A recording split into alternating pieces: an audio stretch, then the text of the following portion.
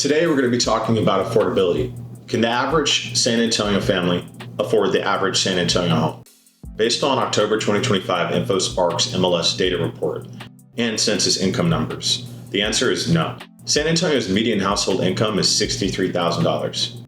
Household. That doesn't necessarily mean individual. It could be someone just doing extremely well and they're earning $63,000 entirely on their own, or it could be two people each making around $31,000 apiece. In October, the median home sales price was $305,000. On a $305,000 purchase, the average monthly payment in the main loan products, FHA, conventional 5%, and a VA 0%, is around $2,700 a month. A median household brings home around $3,900 a month after taxes. And it's important that we look at the after-tax number and not the gross. Looking at the after-tax number, that $3,900, when we compare it to the $2,700 mortgage, that's 70% of that person or that family's take-home pay. If we look at typical San Antonio salaries, teachers are earning between $45,000 to $55,000, nurses are earning between $60,000 to $70,000, and retail managers are earning between $35,000 to $45,000. Even someone earning $70,000, if they wanted to buy a home in the current market conditions, they would have to spend over half of their net take-home pay to purchase a house in the $300,000 range. So what happens when you combine incomes? Well, if two people each earned the median household income, they bring home about $8,000 a month after taxes. So a $2,700 mortgage would be about 35% of their net take-home pay. So it seems that couples can't afford the median home, but that requires both partners earning the entire median household income, which is rare. A more realistic couple would be each earning around $40,000. And when we look at that scenario, they would have to spend over half of their combined income to buy a new home in the median sales price bracket.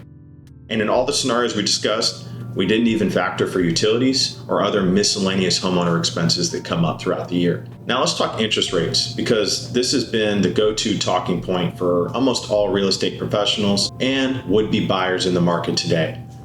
I hear a lot of people say, oh, when the rates drop, the market's going to get crazy. You have to get in now, from real estate professionals. And from buyers, I hear, oh, well, when the rates drop, that's when I'll buy. When they get closer to the 5% or when we get down to 3% again. But here's the problem with that. That 3%, that's a fairy tale. That was a once in 100-year thing. Builders today actually are offering below 5%. And some builders are even locking down buyers at a 4% over the course of the whole loan. But the market's still slow. Why is that? At today's rates, the median home costs $2,700 a month. If the rates were to drop to 5%, that $2,700 a month would be $2,500. That's a $200 difference.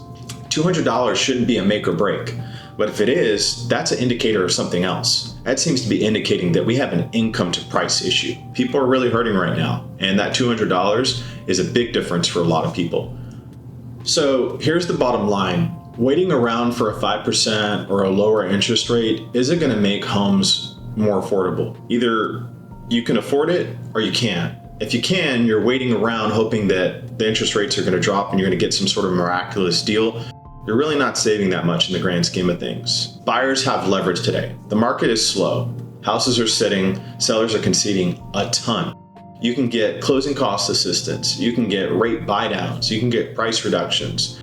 If you're hoping to buy in a better, more central area here in town, not in the outskirts in one of those brand new builds, this time window matters. But when demand picks up, it's going to be much harder for you, and you're not going to save as much as you can if you were to buy now. Later, you can always refinance when the rates actually do drop. Often those loan costs are rolled into the loan, which means that you don't have to come out of pocket with very much.